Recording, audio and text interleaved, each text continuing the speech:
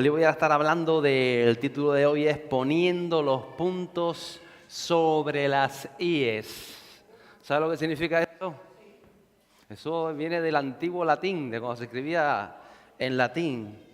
Y era cuando ponían dos i, que a veces parecía una u, y entonces no sabían qué estaba diciendo. Si era una u, eran dos i juntas. Y entonces ellos, para diferenciar las dos i de la u, le ponían a la i un punto, porque antiguamente la i no tenía puntos. Y así comenzaron. Primero una raya, para el que lo leía decía, no, son dos i, no es una u, y poder leer las cosas bien. Y ahí empezó esa frase, por así decirlo, poniendo los puntos sobre las i, es decir, pon las cosas claras, aclárame las cosas, o di las cosas como son. Y de eso estamos hablando. Esta semana estuve yo leyendo la carta de Hebreos. ¿Cuántos han leído el libro de Hebreos? 13 capítulos, se lee en un plus, tiene muchas cosas. Es un libro que fue dirigido, primeramente, una carta escrita a los cristianos que habían salido del judaísmo o que habían dejado el judaísmo para abrazar la fe de Jesús, lo que llamamos judío mesiánico. Y comenzaron estos cristianos de origen hebreo o judío, en realidad hebreos son las 12 tribus de Israel, comenzaron después de llevar un tiempo en el Señor a acomodarse y a volver a los rituales, a volver a la tradición, a volver a la religiosidad, a lo religioso. Comenzaron de nuevo con normas, con ritos, con argumentos y empezaron también a acomodarse a la posición social, lo que estaba reinando. Habían pasado por persecución, a veces era difícil tratar de ser cristiano en medio de la sociedad, y ellos comenzaron de alguna manera a fusionar lo divino con lo profano o lo pagano. Hoy estamos viviendo estos tiempos, así como vivieron en el libro de Hebreos, aquellos cristianos. Vivimos esos momentos en que hay una mezcla, estamos mezclando a veces cosas que pensamos con cosas que dice la palabra de Dios, con cosas que entendemos nosotros, y es una mezcla. La palabra, cuando se mezclan las cosas, lo llama adulterio. No sé, nosotros llamamos adulterio normalmente pues al sexo, pero la palabra va mucho más allá. Antiguamente se mezclaba el vino con agua, porque el vino no se tomaba normalmente pues seco, sino siempre se mezclaba con agua. Y entonces decía, este vino está muy adulterado o poco adulterado, es decir, en relación de la cantidad de agua que le habían puesto. Entonces, cuando mezclamos la verdad con cosas que no son verdad o con la mentira, estamos adulterando la verdad. De eso habla mucho la palabra de Dios. Y entonces se encontraban los cristianos en aquella época en esa lucha, pero no solamente ante la sociedad, sino en el interior, consigo mismo. Lo que pensaban, lo que habían creído en el Señor Jesús, iba de nuevo a ser mezclado en su interior, esas luchas con lo profano. Es decir, las convicciones para muchos de ellos estaban cambiando en función de cómo se movía la sociedad y de esas nuevas enseñanzas que venían diciendo, no, hay que ser cristianos, pero hay que respetar la ley de Moisés y hay que circuncidarse y hay que hacer aquello y no puedes comer lo otro, y empezaba toda esta serie de cosas de nuevo. Y por eso se escribe esta epístola a los hebreos. Habla y confronta a los creyentes. Dirá que está a tu lado, ¿quieres ser confrontado? Léete Hebreos. Pero si no te lo lees, tranquilo que el pastor se lo leyó. El pastor se lo leyó. Qué bueno. Porque estos creyentes estaban dejando de poner en práctica lo que sabían que era correcto. Y sabían que las cosas estaban de una manera o la otra y dejaban de hacerlo. Entonces la incredulidad, en otras palabras, estaba ocupando de nuevo su corazón. Y hoy he traído bastantes versos, o algunos versos del libro de Hebreos, pero quisiera empezar con el capítulo 3, los versos 12 y 13. Tened cuidado, hermanos, él está escribiendo a los creyentes, no sea que en alguno de vosotros haya un corazón malo de incredulidad para apartarse del Dios vivo. Antes, dice el escritor, exhortaos los unos a los otros cada día, mientras todavía se dice hoy, no sea que alguno de vosotros sea endurecido por el engaño del pecado. En otras palabras está diciendo, pon cuidado. Dile a que está a tu lado, pon atención. Y dice la palabra que tenemos los unos que nosotros ayudarnos, animarnos, exhortarnos, aún corregirnos. Yo sé que muchas veces no nos gusta que nos corrijan, ¿verdad? ¿A quién le gusta que le corrijan? No nos gusta muchas veces. No nos gusta. Qué bueno es que nos corrijan, pero a veces no nos gusta. Pero la palabra está diciendo entre ustedes mismos corregirse y hacerlo, por supuesto, desde el amor, no desde el juicio, no desde la condenación, sino desde el amor. Pero lo que dice el apóstol, no sabemos exactamente quién escribió esta epístola. Unas dicen que fue Lucas, otros dicen que fue Pablo, algunos dicen que fue Apolos, incluso Timoteo. No nombra al autor, pero lo cierto es que le dice que tengan cuidados, hermanos, tengan cuidado, porque es fácil ser seducido por tanto engaño que nos rodea. Dice el engaño del pecado, y eso hace que nuestro corazón delante del Espíritu Santo se endurezca. Por eso hay que prestar atención. Y comienza a hablar en la epístola de varios grupos de creyentes a los que va dirigido. En primer lugar, hay algunos que habían sufrido por causa de la fe. Y lo leemos en el capítulo 10, los versos 32 a 36. Dicen, pero recordad los días pasados, cuando después de haber sido iluminados, soportasteis una gran lucha de padecimientos. Por una parte, siendo hechos un espectáculo público en oprobio y aflicciones. Y por otra, siendo compañeros de los que eran tratados así. Porque tuvisteis compasión de los prisioneros y aceptasteis con gozo el despojo de vuestros bienes, sabiendo que tenéis para vosotros mismos una mejor y más duradera posesión. Por tanto, no desechéis vuestra confianza, la cual tiene gran recompensa, porque tenéis necesidad de paciencia, para que cuando hayáis hecho la voluntad de Dios, obtengáis la promesa. Mire, no le fue fácil en esta época creer, no era fácil. Le costaba su reputación, muchas veces le costaba el empleo. En muchas ocasiones, está diciendo el escritor, les quitaron aún sus posiciones. Sus casas se las quitaban por decir que eran cristianos. En momentos del Imperio Romano, ser cristiano era condenado, estaba prohibido por ley. Y si tú te hacías creyente y tenías un negocio, tenías una casa, tenías un huertito, tenías una tierra, te la quitaban. Y el apóstol le está recordando, recuerden que cuando creyeron, que cuando fueron iluminados por el mensaje del evangelio, pasaron tantos padecimientos, pasaron oposición, muchos fueron encarcelados, muchos de ustedes tuvieron familiares en la cárcel y tuvieron misericordia de ellos, los visitaban y aguantaron y resistieron y estaban ahí y eran felices porque habían recibido el Espíritu Santo de Dios y no había nada que los desanimara, caminaban hacia adelante, aún pasando todas esas necesidades que pasaron. Y le está diciendo ahora el escritor, y ahora tengan paciencia, dile que todo ten paciencia. Porque estaba sucediendo que ahora ellos estaban añorando quizá todo aquello que habían perdido. Y comenzaban a desconfiar del mensaje del evangelio.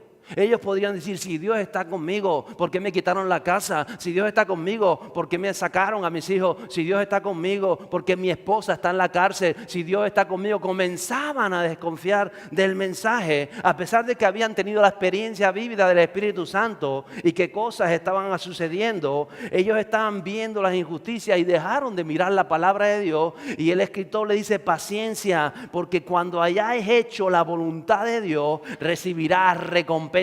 No podemos recibir recompensa si no hacemos la voluntad de Dios. Yo sé que a todos les gusta la recompensa. ¿A quién le gusta la recompensa? ¿A quién le gustan las promesas de Dios? Cuántas promesas de Dios maravillosas hay para nuestras vidas. Pero dice el apóstol que si no hemos hecho la voluntad de Dios, estas promesas, estas recompensas no se pueden dar en nuestras vidas. Y ya hay creyentes paralelos a la voluntad de Dios, ajenos a la voluntad de Dios, esperando recibir algo grande de Dios. No podemos. Y eso es lo que trata de decir en ocasiones el autor. No hay promesa fuera de su voluntad. Por eso, paciencia. Vuelvo a decir acá a tu lado, paciencia. Busca ya la voluntad de Dios y va a recibir las promesas de Dios. No decaiga tu fe, que no decaiga en estos momentos. Hay un segundo de grupo, otros creyentes que intelectualmente habían sido persuadidos por el mensaje del evangelio, pero no se habían comprometido en una relación real con el Espíritu Santo. El capítulo 12 de esta epístola, los versos 15 a 17, dicen así: mirad bien de que nadie deje de alcanzar la gracia de Dios, de que ninguna raíz de amargura brotando cause dificultades y por ella muchos sean contaminados. de que no haya ninguna persona inmoral ni profana como Esaú, que vendió su primogenitura por una comida. Porque sabéis que aún después, cuando quiso heredar la bendición, fue rechazado, pues no halló ocasión para el arrepentimiento, aunque la buscó con lágrimas. Y aquí habla de varias cosas que yo a lo largo del ministerio me he encontrado en la vida. Personas con raíces de amarguras que no quieren ser tratadas, se amargan porque falló una relación, porque algo sucedió en sus vidas y quedó ahí esa raíz de amargura, y a pesar de que han encontrado el evangelio, siguen con esa raíz de amargura. Por eso el apóstol está escribiendo aquí: ojo, recordad, tengan cuidado, porque a veces esas raíces que no terminamos de sacar de nuestras vidas, que no permitimos que el Espíritu Santo sane, comienzan a crecer y contaminan todo nuestro interior. Dile al que está a tu lado: no te amargues, no hay razón para amargarse. Jesús murió por nosotros, no hay razón de amargarse. Claro que hay momentos de luto, hay momentos de tristeza y pasamos por momentos difíciles, pero eso no te tienen que amargar, porque las promesas de Dios son para ti de bendición. Por eso cuidado con la amargura, cuidado cuando hay momentos en tu vida donde la amargura está en tu interior y comienza a brotar, va a contaminar todo tu interior. No, ten cuidado con esos momentos a veces de amargura provocan quejas, provocan aislamiento en nuestro interior, y el apóstol está hablando de eso, y todo eso sucede adentro, y lo que sucede adentro te destruye o te construye o te edifica. ¿Usted qué quiere ser, edificado o destruido? ¿Qué quiere ser? Edificado en la presencia de Dios. Entonces, ojo con las raíces de amargura, y cuando usted ve personas con raíces de amargura, no las descarte. Hable a su interior, hable a su corazón, hable del gozo del evangelio, del gozo de la salvación, de la vivencia con el Espíritu Santo, porque el gozo es lo que hace que todo aquello salga de sus vidas. Y aquí me sorprende porque el escritor habla de un ejemplo y habla de Esaú. Y dice: cuidado que no haya entre nosotros, dentro de nuestro interior, algo inmoral o algo profano. Cuando hablamos de profano, es aquello que no es santo, que no ha sido consagrado a Dios. A veces hay cosas en nuestra vida que la vemos bien, que la vemos comunes, pero no han sido consagradas a Dios.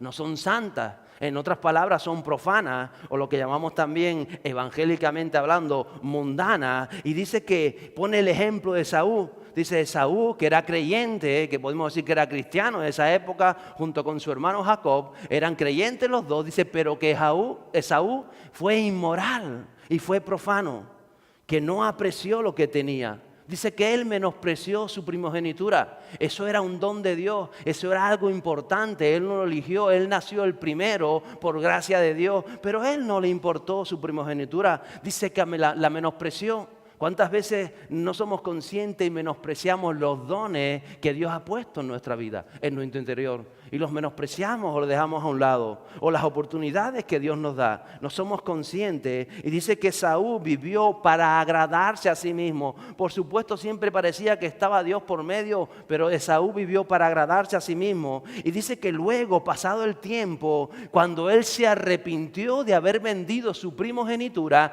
dice que con lágrimas, con dolor, con sufrimiento, él entendió lo que había hecho. Pero dice: pero ya nada se podía hacer, porque él había entregado el derecho de primogenitura. Él no entendía que cuando un padre otorgaba la bendición al hijo primogénito, algo se desataba en el mundo espiritual sobre su vida, y él aquello no le dio importancia, a aquello que venía del Padre Celestial y que había sido desatado por medio de su padre físico en la vida de Esaú. Y como él lo menospreció y no le dio importancia, cuando se dio cuenta de esta realidad, de esta verdad en su vida, dice que lloró, se arrepintió, se quebró, pero para él era tarde. Aprende a amar lo divino, aprecia lo que el Espíritu Santo ha hecho en tu vida, los dones que te ha dado, las oportunidades, el compromiso. No es tarde, tenemos que apreciarlo. No menosprecies todo aquello que Dios ha creado para ti y ha formado en tu interior. Había un tercer grupo de creyentes a los que se les deja las cosas claras. ¿A cuánto le gustan las cosas claras? ¿Le gustan las cosas claras? A veces no nos gusta. A veces no nos gusta porque a veces las cosas claras nos confrontan. Este es el tercer grupo que está hablando también el apóstol.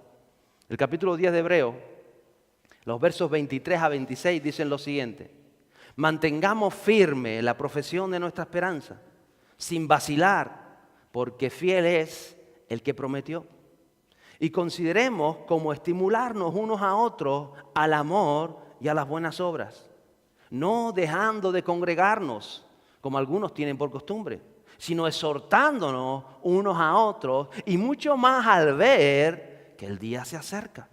Porque si continuamos pecando deliberadamente después de haber recibido el conocimiento de la verdad, ya no queda sacrificio alguno por los pecados. En otras palabras, no podemos ser negligentes con la divinidad, con aquello, con la gracia de Dios. Al contrario, nos está diciendo el apóstol: sé firme, no vaciles, mantente constante, no titubees, ten claro lo que crees. Y si no lo tienes claro, dile: Espíritu Santo, ¿qué tengo que creer con respecto a esto? Tenlo claro. Espíritu Santo, ¿qué tengo que creer con respecto a lo otro? Espíritu Santo, pero ten claras las cosas. No vaciles entre dos pensamientos, dice también muchas veces la palabra, o entre dos aguas.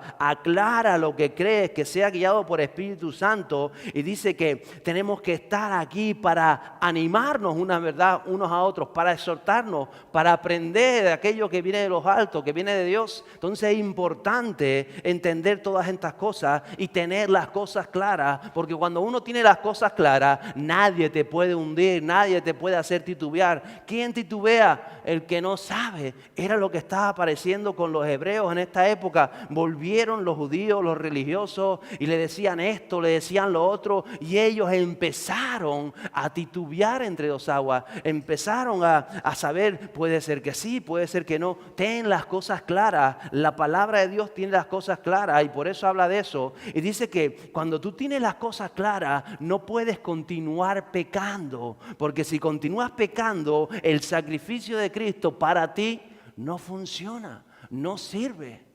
Porque dice la palabra también en este libro, más adelante está diciendo: si en tiempos de Moisés, aquel que era desobediente en muchas ocasiones era apedreado por ser desobediente a la palabra de Moisés, ¿cómo será la preciosa sangre de Cristo? Cuando el Señor te dice: eso no te conviene, eso me desagrada, esto no está bien, y tú lo has entendido. Gracias a Dios muchas veces no lo entendemos y nos libramos como por los pelos, entre comillas, porque el Espíritu Santo nos está tratando, pero en la medida que nos trata, llega un momento donde dice claramente: eso no me agrada. Y si tú sabes eso no me agrada, pero sigues por ese camino, dice que la sangre de Cristo para ti no funciona, no sirve, porque la estás despreciando.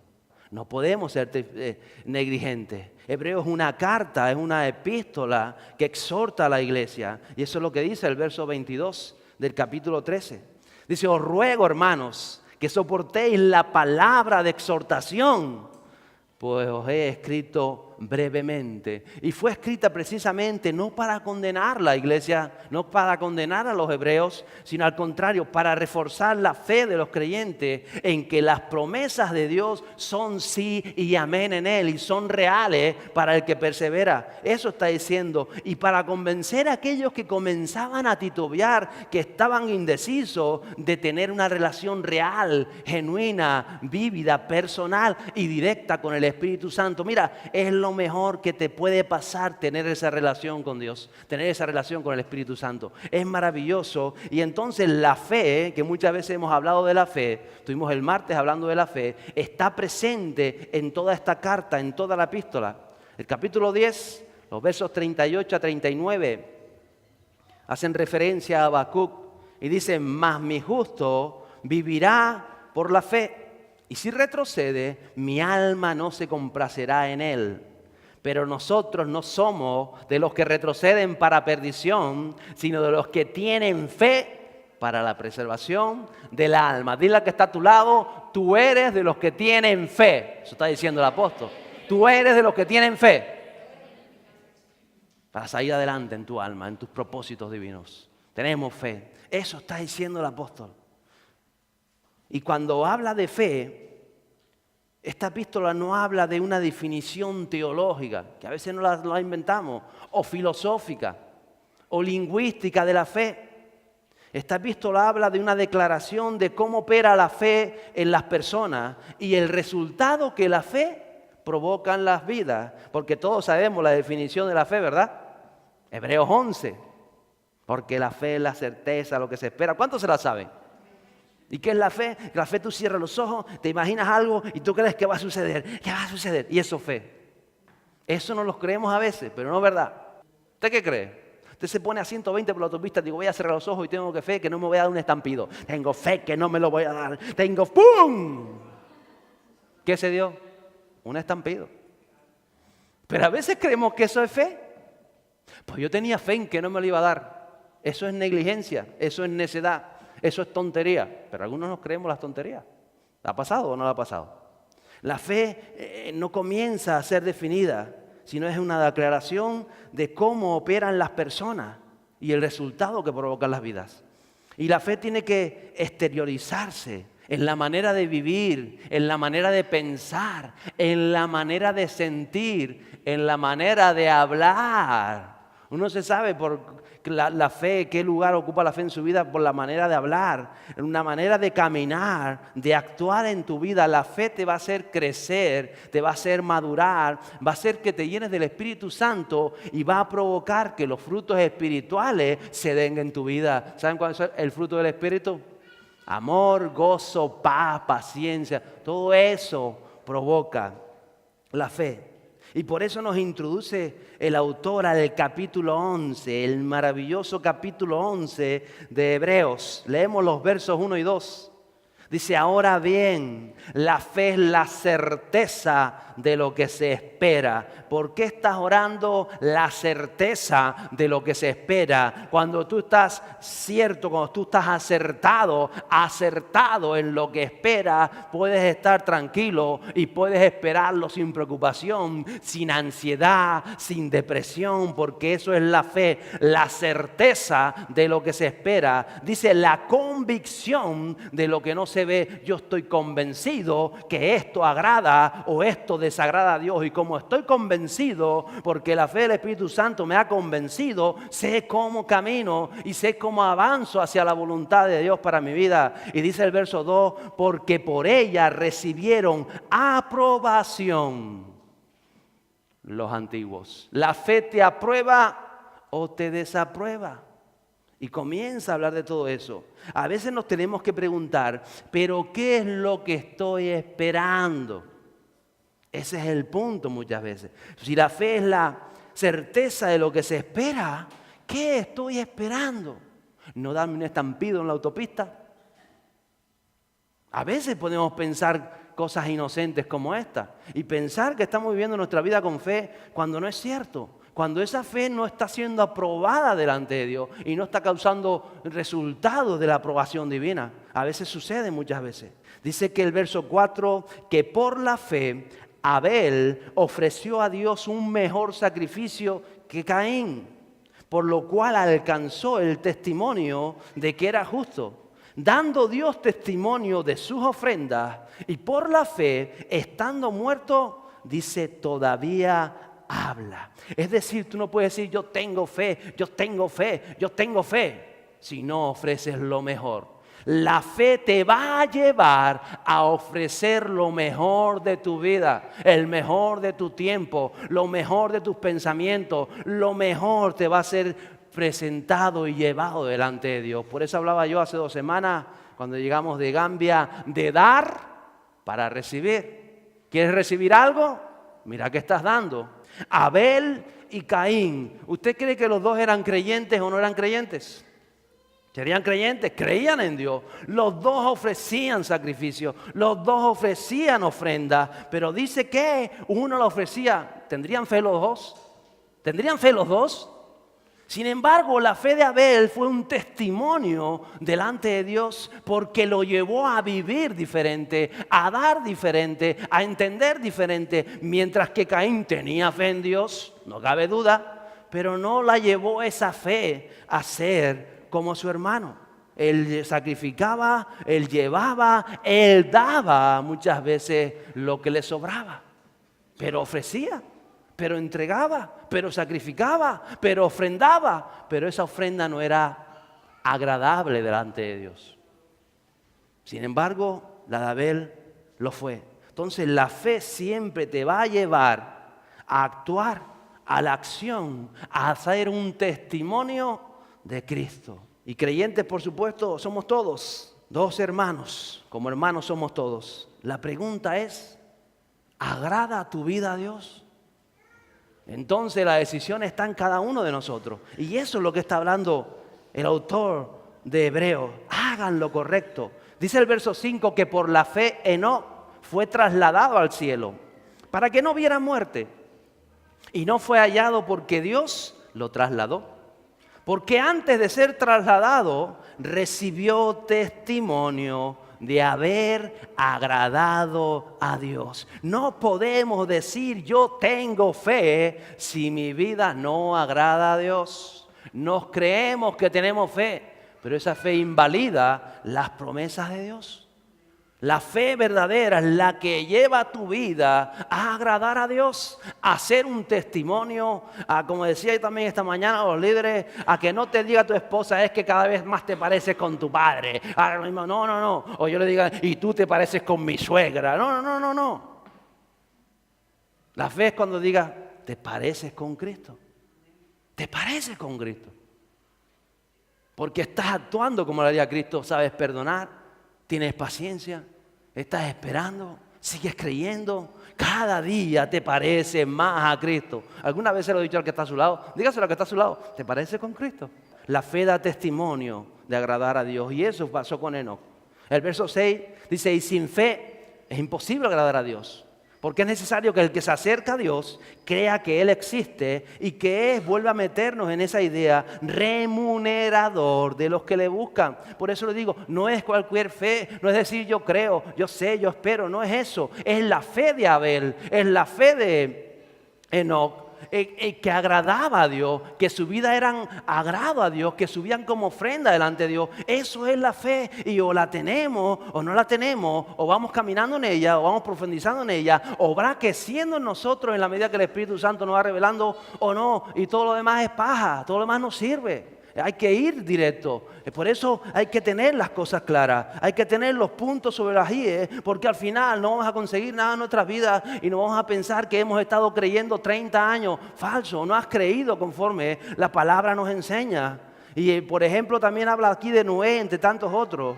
Dice de Noé, el verso 7, por la fe Noé, por la fe, siendo advertido por Dios acerca de cosas que aún no se veían, con temor preparó un arca para la salvación de su casa, por la cual condenó al mundo y llegó a ser heredero de la justicia que es según la fe. En otras palabras, Noé fue advertido por Dios, va a suceder esto, da testimonio, comienza a hacer un arca, estuvo varios años, se cree que 40 años fabricando el arca, y estuvo allí y por 40 años fue testimonio a toda aquella región, a toda aquella gente. ¿Qué haces, loco? Estoy haciendo un arca, viene un diluvio, ayúdame a hacerla y te salvará. ¡Ja, ja!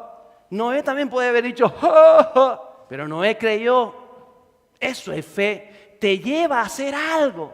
Otro puede decir, ay sí, yo creo que puede ser que venga un diluvio. ¿Y qué haces con tu vida? Yo es que tengo cosas que hacer.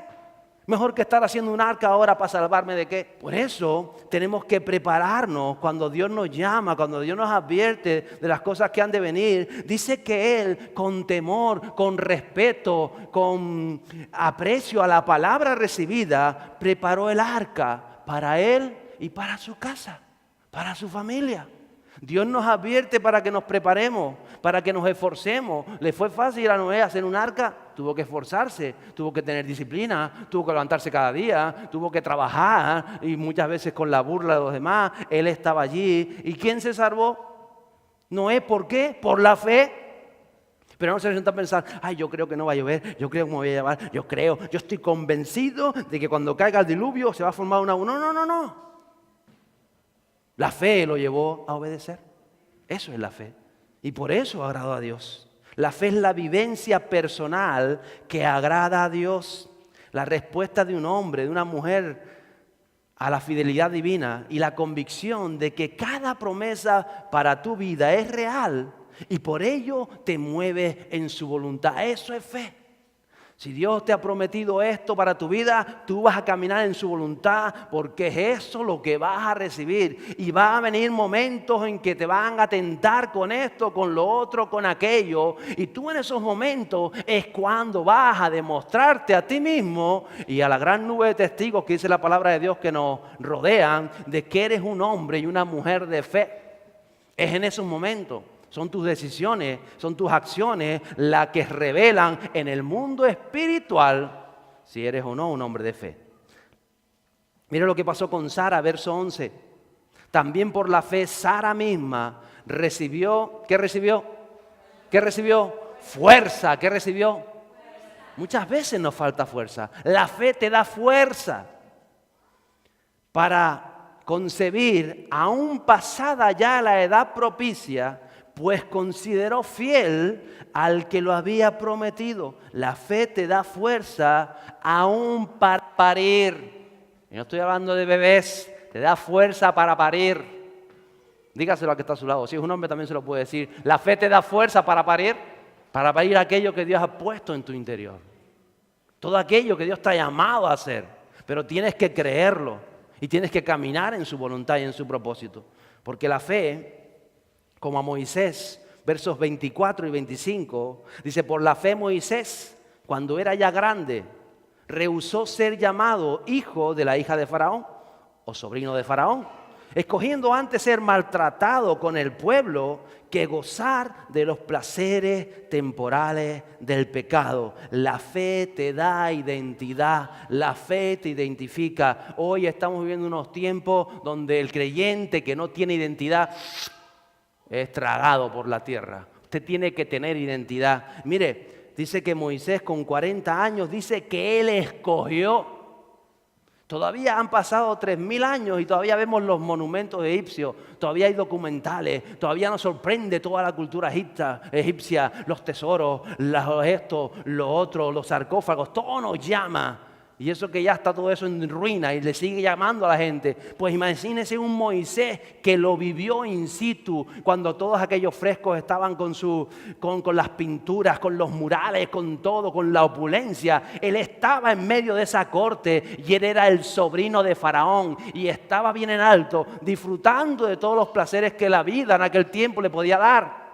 Como hombre rico, como hombre opulento, como hombre de posición, ahí estaba, pero él dice, él escogió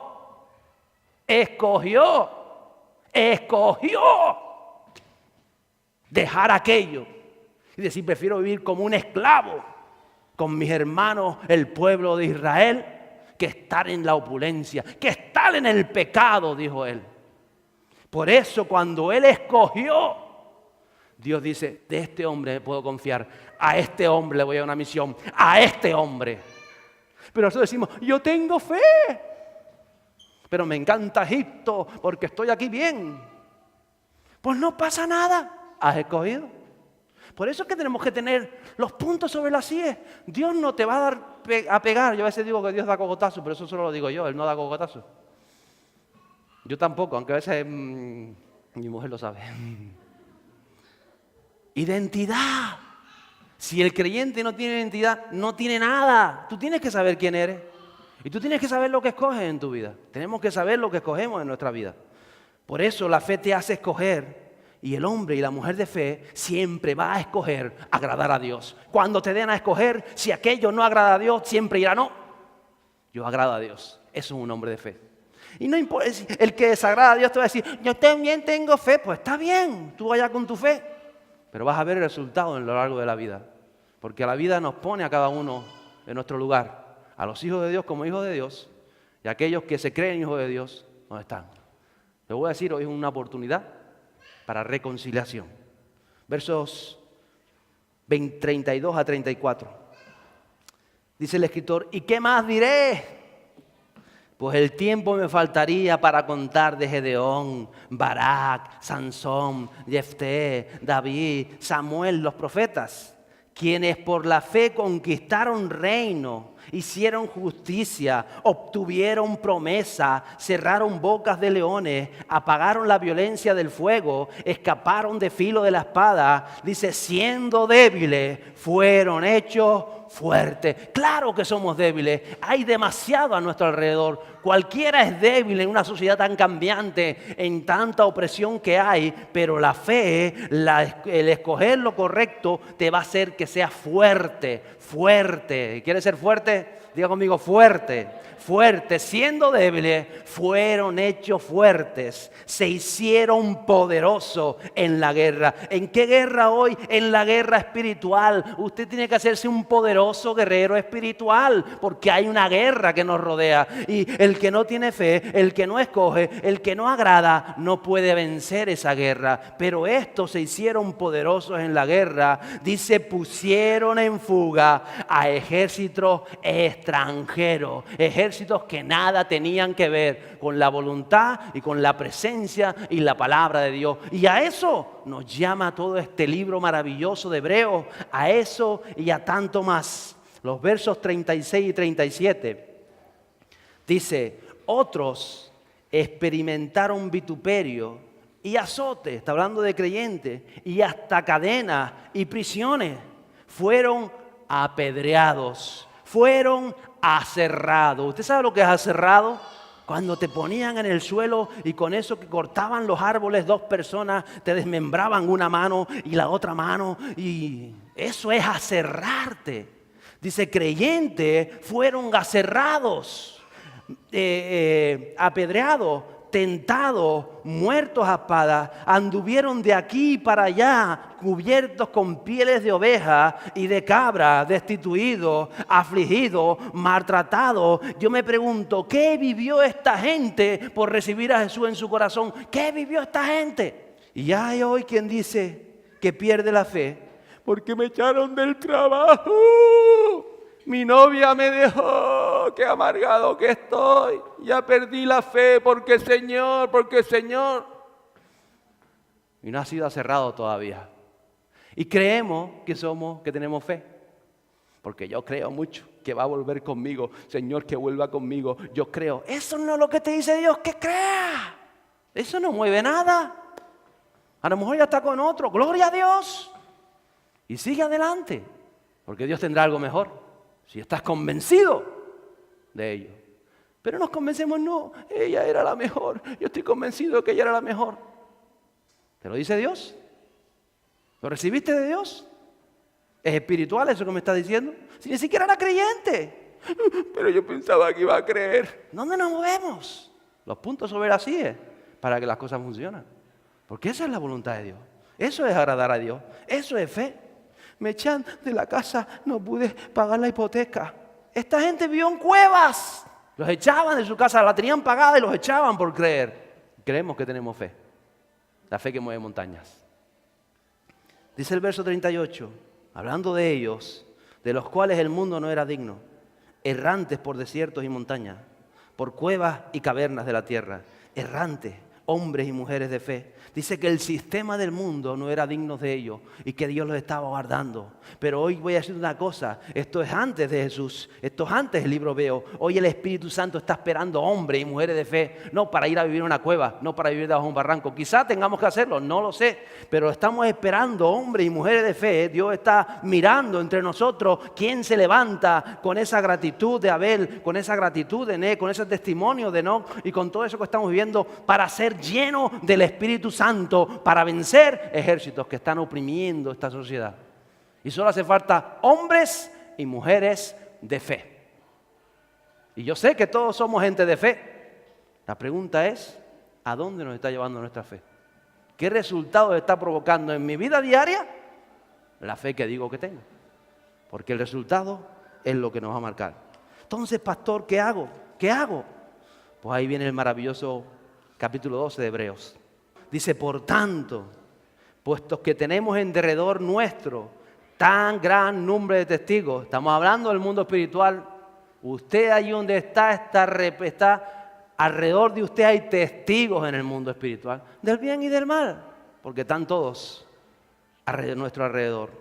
Por tanto, puesto que tenemos en derredor nuestro tan gran número de testigos, despojémonos también de todo peso y del pecado que tan fácilmente nos envuelve. Despójate de todo peso, es decir, pensamientos, ataduras, deseos, historias que hay en nosotros, actitudes. Despójate de eso. Dice, y del pecado que tan fácilmente nos envuelve, nos van envolviendo. Pregúntale a Dios. Habla con el Espíritu Santo. Señor, ¿te agrada? Señor, ¿no te agrada? ¿De qué se trata de esto? Nos envuelve fácilmente y el apóstol dice, despójate de eso, libérate de eso, líbrete de eso. Y sigue diciendo, y corramos con paciencia. Dile otra vez al que está a tu lado, paciencia.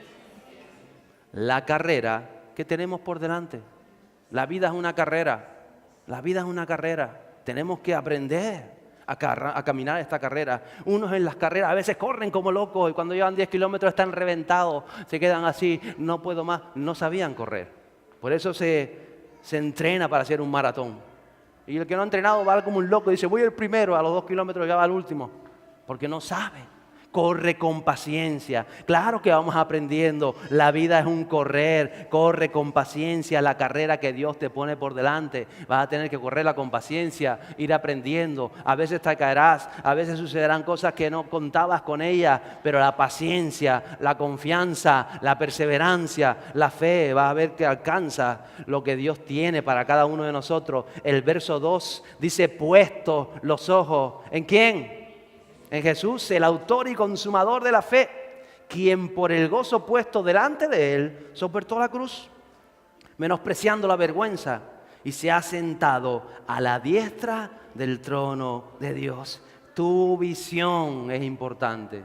¿Qué estás viendo? El autor de Hebreos dice, pongan los ojos en Jesús, Él está glorificado, en el Rey. Quita el velo que muchas veces tenemos, velo en Él, mirando hacia arriba. Dice, alégrate. Él también se alegró cuando no cuando vio la cruz, sino que detrás de aquella cruz había la redención de nuestros pecados, la salvación de nuestra alma. Alégrate. Verso 3, considerad pues a aquel que soportó tal hostilidad de pecadores contra sí mismo, para que no os canséis ni os desaniméis en vuestro corazón. Que tu corazón no se canse, que tu corazón no se desanime, pero para eso tienes que creer, tienes que tener identidad, tienes que aprender. Y por último termina casi este capítulo, verso 7. Es para vuestra corrección que sufrís. Dios trata como a hijos, porque ¿qué hijo hay a quien su padre no discipline? A veces el sufrimiento no es accidental, sino viene de un Padre soberano, misericordioso y justo, para dar una instrucción valiosa a sus hijos. Por eso tenemos que aprender a ser disciplinados. A mí me han dicho, es que ahí te prohíben, ahí que me prohíben. A que tú le prohíbes a un niño pequeño beberse un vaso de lejía, ¿se lo prohíbes o no? Ay, no se lo prohíbo, que haga lo que quiera. No seas estúpido. Un buen padre se lo prohíbe, o que meta los dedos en el enchufe. Claro que se lo prohíbe a un niño. Pero cuando ya has crecido, no está, ay, mi niño, no te bebas un vaso de lejía, ya lo sabes. No te lo prohíbo, ya tú eres maduro, tú eres adulto, tú sabes lo que haces con tu vida. Pero el padre, si es un buen padre, corrige, disciplina, prohíbe cosas a sus hijos. ¿Y quién es mejor padre que Dios? Así que no creas las boberías que dice la gente. Que te prohíbe, que no te prohíbe. Gloria a Dios que me prohíbe. Me prohíbe mi Padre que es celestial porque me corrige. Y me corrige por mi bien. Y por mi bien vamos adelante. ¿Lo crees? Eso dice la palabra de Dios. Y quiero terminar con los versos 11 al 13. Quizá al presente ninguna disciplina parece ser causa de gozo, sino de tristeza. Sin embargo, a los que han sido ejercitados por medio de ella, les da después fruto apacible y de justicia. Por tanto, dice el apóstol, fortaleced las manos débiles y las rodillas que flaquean, y haced sendas derechas para vuestros pies, para que la pierna coja no se descoyunte, sino que se sane. Porque el fondo, toda disciplina que viene de Dios, viene para sanarnos, viene para sanarnos, para que andemos por senda derecha. Dios no te va a sanar un pie que se va a descoyuntar para que tú te pongas a caminar por los barrancos. Él te sana para que camines por la senda que Él te marca. Y es lo que quiere hacer Dios con cada uno de nosotros. Senda derecha, quiere sanarnos. Estamos a tiempo. Hoy es día de reconciliación. A Esaú se le pasó el tiempo, pero nosotros estamos en el tiempo de la gracia. Es tiempo de reconciliación. Es tiempo de comenzar a ver la palabra como es. Los puntos sobre las íes. Las cosas claras. Las cosas claras. Cuando tienes las cosas claras, las cosas son diferentes. Cuando tienes las cosas claras, vas a caminar en el propósito de Dios. Cuando tienes las cosas claras, Él se va a revelar a tu vida.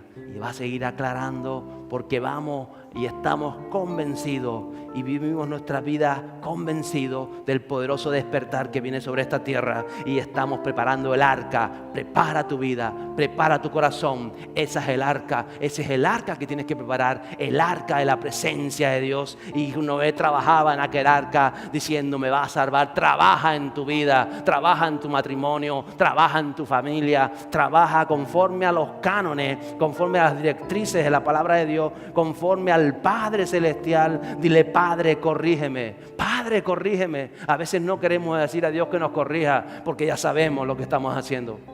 Por eso a veces los padres en su adolescencia, los niños pequeños, se esconden de los padres porque saben que lo que está haciendo no conviene, está mal.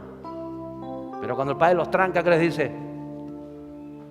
Hijo mío, estás arrestado, te quito esto, te hago lo... Te corrige. ¿Y por qué te corrige? Por tu bien.